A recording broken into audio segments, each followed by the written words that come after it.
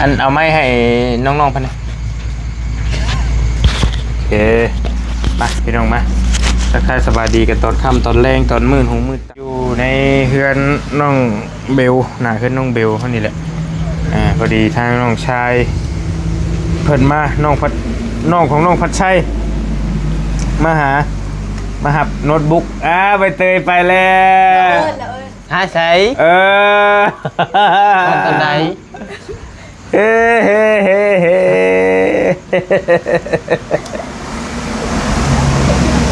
ยอกกันไปนั่งน้ำกันอะไรไปนั่งร่มกันอะไรสบายดีเด้อสบายดีแต่ว่าใบเตยชิ้นใหญ่ก่อนเนาะนั่งอันนี้คืออันนี้ก็ได้ละนั่งคัตตามาดก็ได้จะมานั่งเนี่ยนั่งรอดบ่เป็นยังเข้าใจเราหุ่นนั่นเด้คะแนนวันให้เรากลับคือเก่าหาหวานอ้วนคือกันบ่นี่กะจะอ้วนบ่มีสั้นแน่เลยมีสั้นบ่มีสั้นเวลาหนังได้เลยมีสั้นไม่ธรรมดาเลยสันโนคนมีสั้นนี่โหสั้นยังนั่นล่ะสั้นผู้สั้นไขมันคือเรียกว่ามีสั้นมีตึกใช่หรอสั้นเอกสั้นโทได้เนาะห้อยโทพันโทได้หมื่นโทอนาคตไว้อนาคตเลยเนาะบ่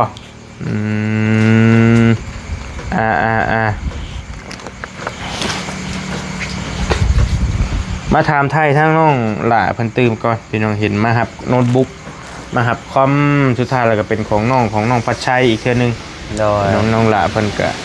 ก็สิเห็นนี่ได้บ่ดีกับไปเฮือนมันนึงคือบ่เห็นเฮ้อโอ้อยู่ในห้องผู้คนละบ่มักคนหลายอีกตายครับ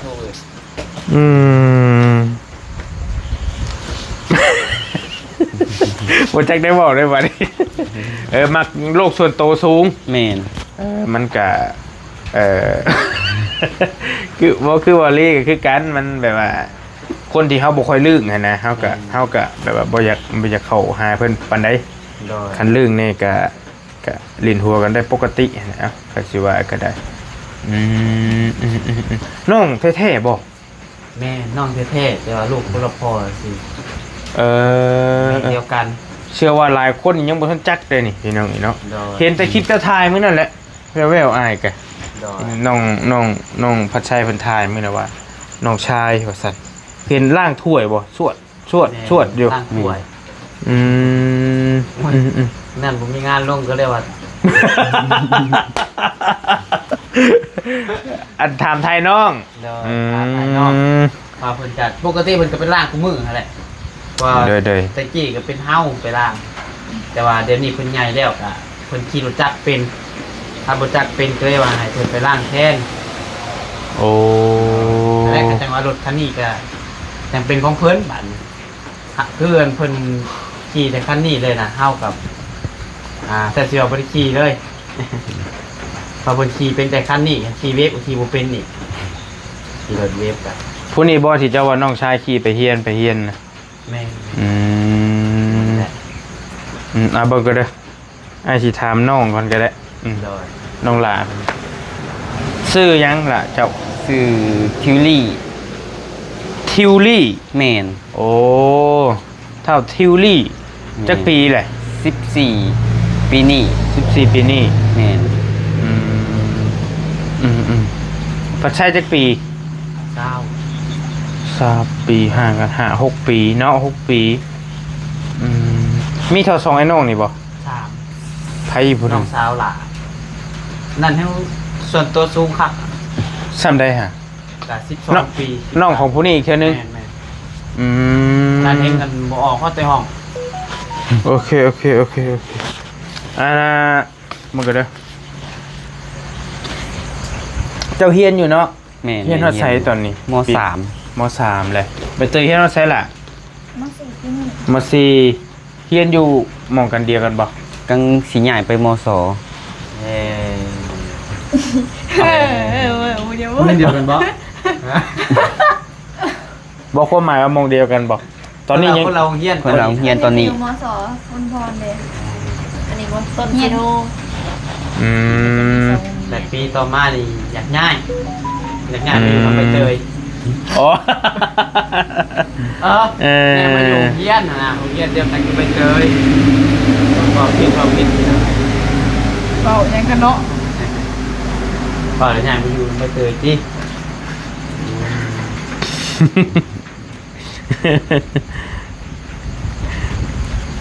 โอเคเลยพี่น้องนี่นะอันน่ะ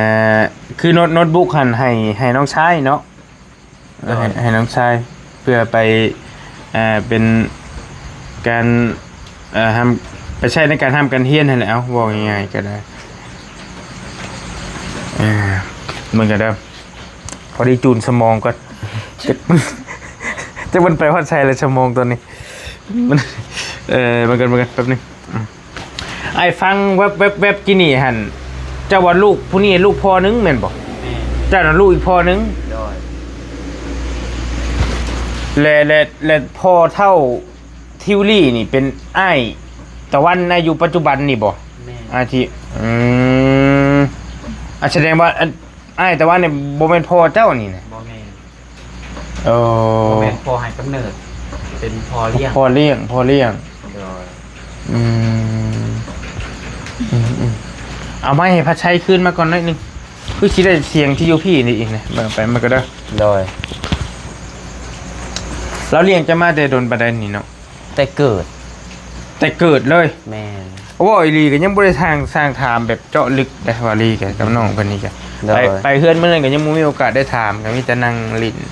กันหลายคนเด้พ่อเจ้าอยู่ไสตอนนี้ พอเฮาเป็นคนอยู่เนี่ยบ้านนาบ้านโนนวิไลนี่บ้านโนนวิไลบ้านนานี่โดย ก็คือว่าเป็นคนเวียด กับคนเวียดเพิ่นเสื้อสายเวียดนะ เพราะว่าได้ยินน้ำคลิปน้องมันตอนอัพโน้ตบุ๊กให้ว่าเป็นคนเวียดหั่นน่ะได้ยินบ่เวียดเลยบ่หรือว่าเสื้อสายซื่อ เสื้อสาย โอ้แปลว่าพ่อของพ่อเพิ่นน่ะเป็นเวียดตามน้องมาใส่กับบ่ฮู้ปานใดหั่นน่ะก็ฮู้คร่าวๆได้ยินแต่เพิ่นเล่าปากต่อปากหั่นน่ะเกิดมาก็บ่เคยเห็นหน้าเพิ่นจักเทื่อเกิดมาก็เห็นหน้าพอตะวันแหละเกิดมากันใหญ่ตาขึ้นมากะ เขาเรียก แม่นเป็นผู้นี้ แสดงว่าเราป้ากันเพิ่นป้ากันแต่น้อยเจ้านั่งน้อย อยู่ในท้อง โอ้โอ้ซ้ำเป็นพ่อเจ้าเลยผู้นี้เนี่ย โดยสัมพอเลี้ยงตั้งแต่เกิดตามที่ได้ยินมาได้แล้วตั้งแต่เฮายังอยู่ในท้องถูกบ่ โดยแล้ววันนี้แล้วพ่อเจ้าก็มาได้ทางน้องทิวลี่นี้กับน้องสาวอีกผู้นึงแม่นบ่ แม่น โอเคพี่น้อยแล้วก็ใช้ชีวิตน้ำกันเนาะ โดย แม่เดียวนะแต่ว่าคนละพ่อซื้อ แม่น คนละพ่อ แม่เดียว ซื้อหน้าคือกันบ่ใบเตย ยังไม่ เอาว่าจากใจเลยเบิ่งกระคักก่อน กับบุคือปันไดพอแล้วคือจะเก็บบอม ผู้นี้มีหนวดน้อยหนึงเหรอวะ ฮะ เจ้าน่ะมีหนวด อันนี้นี่แก้มบ้องยังฮู้บ่นี่ตกต้นไม้เสียบอันนี้ เอ้าแต่ยังน้อยเลยบ้องเลยดื้อ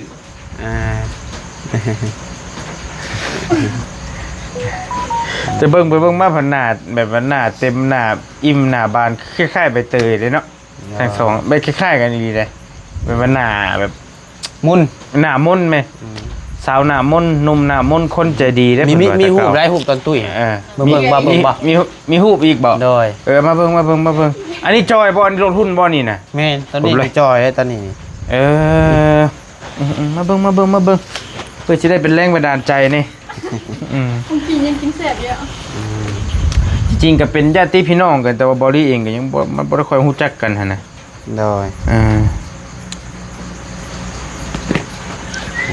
จะมาเห็นกันแล้วก็ถือโอกาสถามข้าวกันก่อนพี่น้องเนาะไปเบิ่งจัก เลื่อนเบิ่งก็ได้มันมีหลาย ขออนุญาตเด้อพี่น้องเด้อนี่มันแสงมันหลายพวกนี่รูปน้องหล่าเพิ่นโฟกัสกล้องบ่โฟกัส โอเคโอเคโอ้ รุ่นสั่งการเลยบ่ นี่คนละคนเลยนี่เนาะ แม่น เออเฮ้ยโฟกัส เอาอีกแล้ว โอ้ปุ๊บไอ้บออยากเสือสายตาโบคนละคนเลย เออเออแต่ว่าตอนนั้นมันกับแบบนึงฮะเนาะมัน แม่ ก็ นเต็มกับคือว่าแบบดูดีแบบนึงตอนเต็มกันเนาะ ตีแบบนึงฮะเนาะมันก็โทษเด้อ มันได้สะเทือนเนี่ยเอ้ย เวียนอีก โอ้โห เวียนอีกเลยเนาะเป็นโทษอีกแล้วนะ บ่ดีได้เขาจังได๋ได้ใหม่ ผมมีได้จริงเหรอ ว่าเนาะเห็นว่ากัน ยอก อืม เงียบแม่ เพราะว่าสิเงียบว่าสิบ่ปากก็ยังปากอยู่ เงียบแม่เอายาวเมื่อใด ไม่เอาเงินเลยได้ใช้ฉันเอาวันนี้ ๆจัก อ่ะพี่น้องไอ้กะเป็นซุมื้อนี้ยังเฮียนเนาะผู้น้องผู้หญิงเด้ เย็นอยู่จัง เฮียนคือกันอยู่ไสพุ่นน่ะ มอต้น มอต้น แม่อยู่เย็นเดียวกัน มอต้นคือโมหยังเฮ้ย ต้นซีโนไอ้หูจัก บ่มอต้นคือโมหยัง มัธยม มัธยมต้น เฮียนสื่อเฮียนแบบมอต้น บ่ม ม อ หนึ่ง 1 ม ม สี่ 2มหยังเห็น ม นะ หนึ่งฮอดมสี่ เขาจะเอิ้นมอต้นเด้ บ่ได้ฮอดมหยังบัดนี้น้อง มสาม กันว่าในนั้นไอ้แจ็คอยู่ว่าโมลุม มอดินแดง โอเคโดยคือมื้อนี้ก็น้องพอชัยก็อยู่กับมีเจ้ามีน้องน้องสาวอีกผู้หนึง แม่ แล้วก็พ่อแม่5คนเนาะ โดย 5คนกั กันนอนนำกัน3พี่น้องน้องสาวก็นอนอยู่รุมอันนี้นอนอยู่เทิงน้องสาวเขานอนอยู่รุมกะโลหั่นน่ะ เจ้านอนอยู่เทิงกับน้องใช่ แม่ เอานอนนํกันบ่ โดย3พี่น้อง โอ้สิได้พี่น้องหลายคนเบิ่งเพลินๆแบบว่า คือขับบ่ฮู้อะนะคิดว่าพัดชัยนี่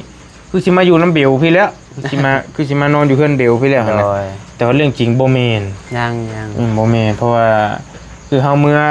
บางมื้อกับเมื่อน้องเพิ่นก็เมื่อพร้อมกันกับบอดี้กันมาถ่ายคลิปนํกันอยู่นี่แก ถ่ายแล้วก็ออกเมื่อกันดึกก็ออกเมื่อคือเก่า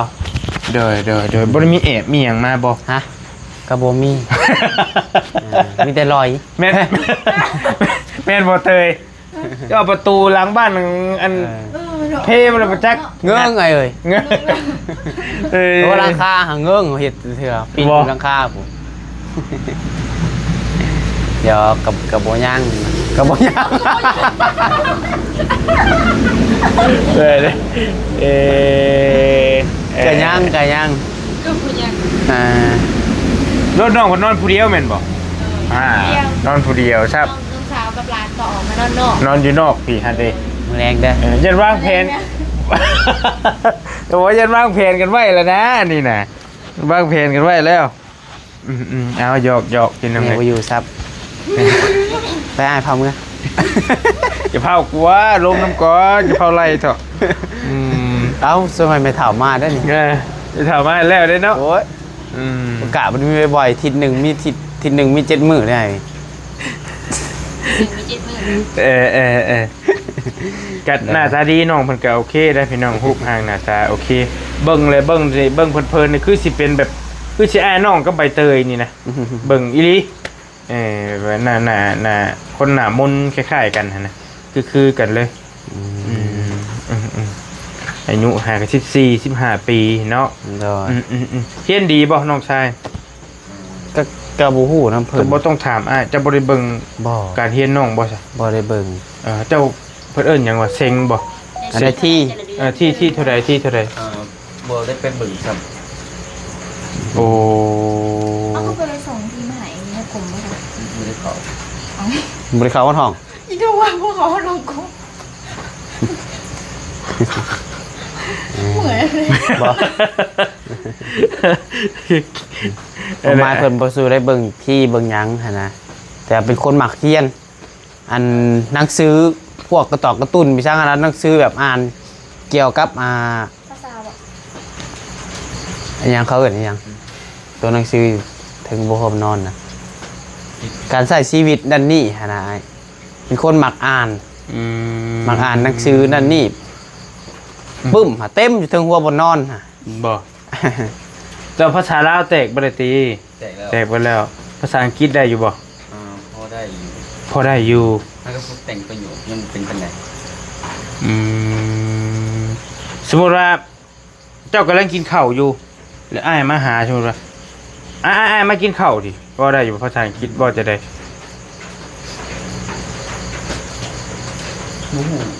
ยังบ่ทันได้ ยังบ่ทันได้ ยกตัวอย่างแบบได้ที่เจ้าเว้าได้บ่เว้าได้นี่หั่นนะเอาให้น้องจัง นี่ ลองเบิ่ง แนะนำตัวเองบ่เป็นบ่แนะนำตัวเอง สมมุติว่าโอเคถามว่าละเจ้าซื้อหยังอายุจักปีนี้ลองเบิ่งตอบมาเป็นภาษาอังกฤษ เดี๋ยวก่อน I am truly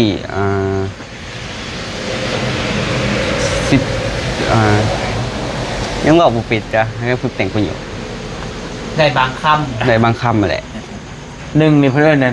เธอนี่ว่าวันเนาะ โดย 1 2 3 4 5เจ้าว่าหยังก็กินนี่ 13กับ19เนี่ย13เนี่ยก่อน ไม่ใจว่าเป็นบ่ สี่ ว่าเป็นบ่ 4ว่ะ วันชู สมมุติ 5 6 7 8 9 11 มันบ่แม่นแล้วเซเว่นแล้วน่ะเซเว่น11แล้วเบิ่งก่อนอันใบเตยว่าได้บ่สมมุติอ้ายถามว่าล่ะเจ้าซื้อหยังอายุจักปีนี้ลองว่าเบิ่งเป็นภาษาอังกฤษ อย่าควรลืมนะเคยเรียนเพิ่มอยู่แต่ว่ามันอยากลืมมันบ่ได้เรียนโดน ประมาณหนึ่ง 24 ล่ะซื้อหยังซื้อหยังซ้ำนี่ก่อน I แล้ววะ I am บอกเนาะลืมอะไรวะลืมเลย I am ใบเตยลักษหกเอาได้บอกได้แหละ บ่มันต้อง I am ใบเตยรักษหกสุดบำบัด โอ้ยโอเวแล้วคนละเรื่องแล้วน่ะ ตอนนี้เพิ่นกำลังเรียนตามภาษาแบบว่าจะเรียนฮู้นะ ภาษายังแน่หันละ เกาหลีรัสเซีย เกาหลีรัสเซีย แมน กับภาษาลาวบ่ อังกฤษ บ่เกี่ยวที่อังกฤษเนาะ แมน เกาหลีรัสเซียอังกฤษกำลังค่อยๆเรียนฮู้ ตัวได้ยังไงก่อนเกาหลีรัสเซียอังกฤษนี่3ภาษานี่ เกาหลี เกาหลีง่าย แต่ว่านิ่นอังกฤษกว่าหลักๆคืออังกฤษ เอาง่ายๆตัวได้จะเป็นแน่ได้เลยนี่3ภาษานี่ตัวได้คิดว่ามันคล่องแน่แล้ว ของบ่อังกฤษ อังกฤษ แมน เพ ราะว่าจริงจังแต่อังกฤษ อังกฤษนี่มันเป็นภาษาสากลได้เนาะเฮาไปประ ใช้ เท ได้ ศ ทั่วโลก ประเทศใดก็มีหั่นนะความหมายโอเคมันก็ได้ยกตัวอย่าง คนก็กำลังเรียนฮู้บัดนี้ กำลังเรียนรู้ด้วยตัวเองแต่บ่ได้ไปเรียนเพิ่มเรียนหยัง โอ้ เรียนรู้ด้วยตัวเองด้วยโทรศัพท์ หลักๆด้วยโทรศัพท์เพราะว่าครูอาจารย์ก็สอนก็คืออู้อะไรบ้านเฮาแสดงว่าคนบ่มักเรียนนี่แล้วคือเฮานี่ก็โง่ว่าซั่นซะ เอา คนยังด่าตัวเองเป็นบัดนี้โอ้ยไม่ได้ เอาเว้าอีหลีแบบว่าเพิ่นเทื่อหมู่พิมพ์โอเคมาเว้าใส่แบบบ่ควรการบ่เป็นจังซี่นะ แต่ว่าเอฮอตแชทนี่ได้อยู่แล้วก็ I love you Bell โอ้ยวนมานี่ เงียบ วนมานี่คือเก่า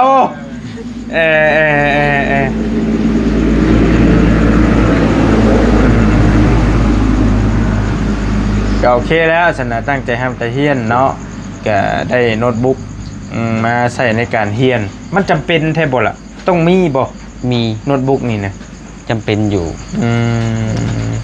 ถ้าบ่มีกับมันเฮียนยากแม่นบ่ด้วย แม่ นี่ เฮ็ดยากเพราะว่าโทรศัพท์ก็เก่าแล้วเฮ็ดยังบ่ได้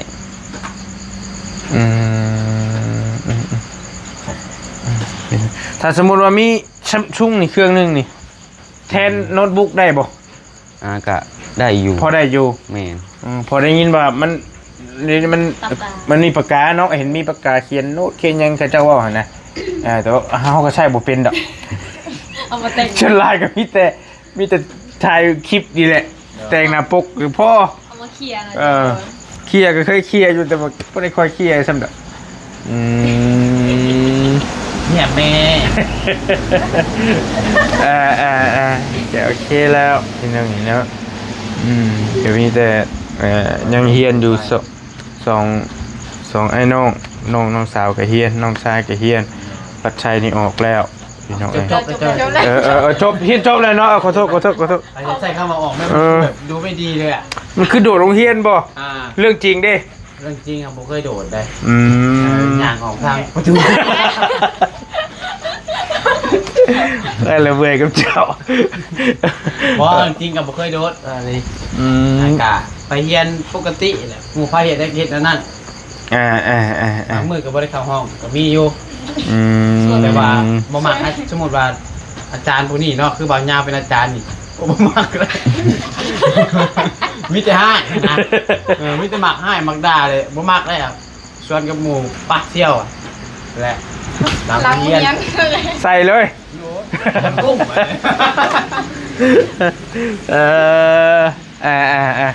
ไปเตยสมมุติว่าเด้อนี่นะบ่าวถามหยอกสิเด้อ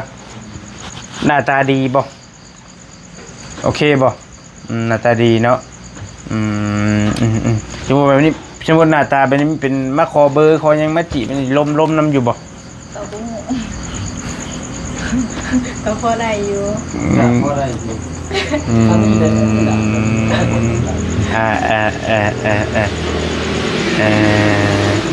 ทำงามบ่ พอได้ พอได้ ทำแน่ พออาจได้ยินน้องพวกเราพอได้แต่อยู่พุ่นแล้วใบเตยเลยเว่าคืนบัดนี้พอได้คือกันทางนี้แก ต่างคนต่างกันนั่น บ่ยอมต่างคนต่างบ่ยอมตะกี้ใบเตยว่ารออ้ายไปมันไดผู้นี้ คุยกันก่อน ผู้นี้ก็เว้ากลับว่าพอได้เลยก็เลยว่า อะไรได้จังหวะพุ่นขึ้นม.5 ม.6นี่ห่วยต่างกำลังเป็นวัยรุ่นเนาะโรงเรียนเดียวกันอีก โอ้มอนิเตะบานเก่งเท่ทั้งหล่ออีก เนี่ย จะคอยคิด มอนิกาโอ้อีนี่ตีบาน อี ขอโทษเตะบานได้ ว่าบ่ได้ได้เนาะคนเฮาโอ้มันอย่างลงห่านกินข้าวงามเท่นบ่มักอีน่ะยะเสียวเลย มันบอกเนาะ ได้อนาคต แล้วอันนั้นดีว่าก็เสียแล้วนะ โอ้ยอันนี้ครับดีบอ้ายเฮียนายบ่ได้อยากเว้า แม่นบ่เห็นพวกกันเจเผื่อนะ บ่อยากขี้โม้ดอกอ้ายน่ะ โมมันเนี่ยก็ดี ว่าอะไร พออะไร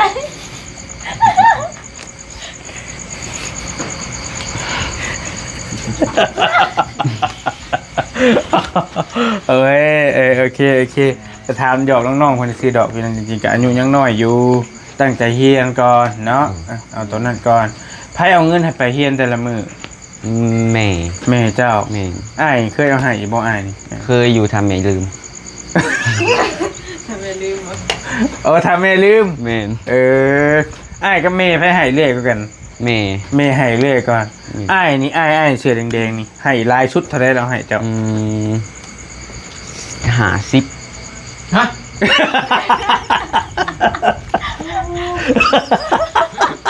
ว้า แล้วแต่ได้อันนี้บริเตรียมมาได้ถามสดๆเลยได้นี่นะหายยังหาชิมหา ตัดผม นอกจากตัดผมมาดิเคยหายยังแน่เคยหายเลย ลายอยู่ เคยเท่าไรเลยอ้าวเคยหายลายชุดเราทำแบบลายชุด 1,000 บาท 1,000 บาท แม่ โอ้ใครเน้ครับแบบนี้ เยอะเนาะมันไม่ได้เนาะเขาก็จื้ออยู่ว่าหายช่วงได้หาเงินได้เนกอะอย่าหายเนาะเพราะว่าคือน้องคนเรื่องหนึ่งกับโฮมเงินเก็บซื้อโน้ตบุ๊กนี่แหละก็เลยว่าหายเป็นโฮมไปหาร่างสวยใจเมย์กับร่างหายมือละ30,000 กีบต่อมือ ก็ซ้ำเฮาให้ได้หั่นแหละเนาะคือว่าก็ได้ ลูกเด้เห็นเลยก็จ้างลูก ไอ้เพลงง่ายบ่ เพลง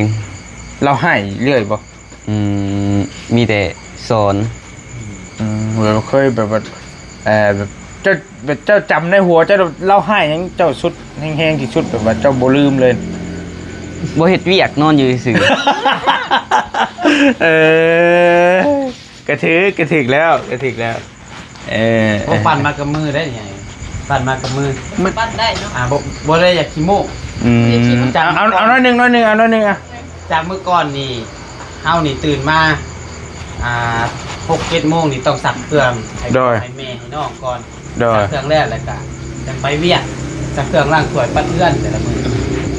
แต่ว่าเดี๋ยวนี้นี่แหละ เพิ่นเฮ็ดให้ แม่นเอาตื่นมาเลย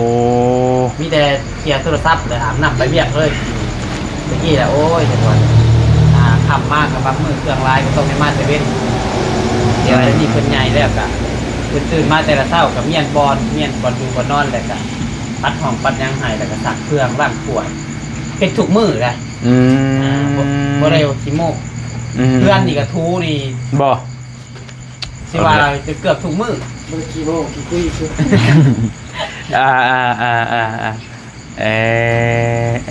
แม่กับอ้ายไผให้เรื่อยกว่ากัน แม่ แม่ เดี๋ยวมันกับโบแมนว่าเชิงว่าเพิ่นให้แล้วเพิ่นบอกเนาะคือเฮาแต่เป็นวัยรุ่นกับบอลี่ยังจำได้ขึ้นหูแบบว่าเฮาแบบเฮาขี้ดื้อหั่นน่ะคือกับบ่เถียงคือคุยกันกี่นี่แหละมักแต่งรถแต่งล่างซื้อเครื่องรถมาเบิดเงินเบิดกับมันก็เบิดหลายน่ะแล้วก็เพิ่นก็บอกก็เฮาก็บ่ฟังคือเฮามึนน่ะเด้เพิ่นก็จมจนว่าปากเมือกปากมึนพุ่นแหละแต่ว่ามันก็คู่มือนี่เฮาคิดได้เองเด้ตะกี้น่ะคิดบ่ได้เลยแบบว่าเพิ่นเว้าอยู่ก็ดิซื้อแต่งคือเขารถแต่งหั่นน่ะแต่ว่ามาเฮามานึกคู่มือนี่ป้อเฮาเอาเงินไปถิ่มซื่อเงินเท่าไหร่หมื่น4-5เติมเกมเอาตัวตามความจริงเติมเกมเกมฟรีไฟนี่โว้สิว่าบ่หลักคนอื่นแม่โอ้ยเก่งแล้วคันแม่เบิ่งคลิปนี้ดับเงินจักไปเว้ยลักลายว่าเทื่อละ50 แสนโอ้ตะกี้ลายเต็มได้50 แสนน่ะเนาะจะลายแล้วจนนั้นลายเครื่องเคยอยู่เคยหลักเงินแม่แต่ก็บ่ได้ว่าสิแบบนั่นนะเคยมาถึงแล้วเคยหัวแสนนึงมันก็ประมาณ200-300 บาทประมาณช่วงติดเกมช่วงม.5 6กำลังติดเกมแล้วส่งหัวแจ้งแล้วดันแต่อ้ายแบบบ่ไปทั้งเกมตะกี้บ่ปานใดกับเกมกับการนี่แต่งรถเลาะลิ้นนั่นแหละยาวจะถามคักเลยนะโอ้ยก็จะโซ่เลยเถอะเนาะเอ้ยกันอยู่มื้อนี้บ่ไปลิ้นกลางค่ำคืนแต่ว่ามักซื้อเครื่องสำอางก่อนเอาเงินให้แต่ละเทื่อนี่เครื่องสำอาง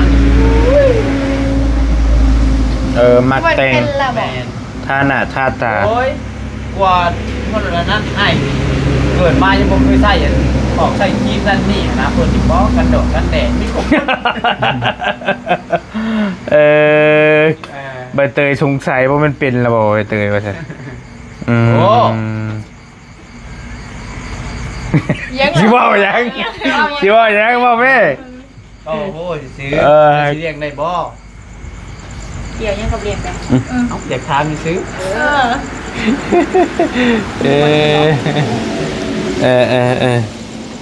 เอาก็ได้แล้วสมควรแก่เวลาเนาะก็มาถามข่าวน้องๆเพิ่นน้อยเพิ่นใหญ่ขึ้นเห็นน้องไอ้รอคนนึงไอ้น้องเจอได้เด้อ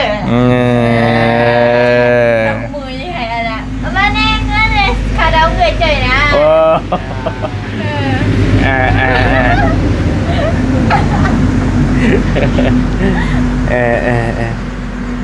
ก็โอเคแล้วยันน้องเพิ่นมันเด็กเมื่อผู้เดียวได้สิบ่หรือเมื่อพร้อมอ้ายเมื่อพร้อมอ้ายเมื่อพร้อมอ้ายเลยบอกกับเมื่อได้อยู่หรอกทำเมื่อเรื่องมาได้แต่ว่าแม่ธิดาก็พอโมได้อีกแบบนี้โอ้ใส่ทำใส่ปูนได้ดิบ่เอาเพื่อนกันยังบ่เคยขี่รถไกลขนาดโอ้มาไกลสุดได้นี่บ่แม่นบ่แม่นปกติก็ขี่ไปห้านเดี๋ยวมาเลื่อนไปห้านมาเลื่อนไปห้านมาเลื่อน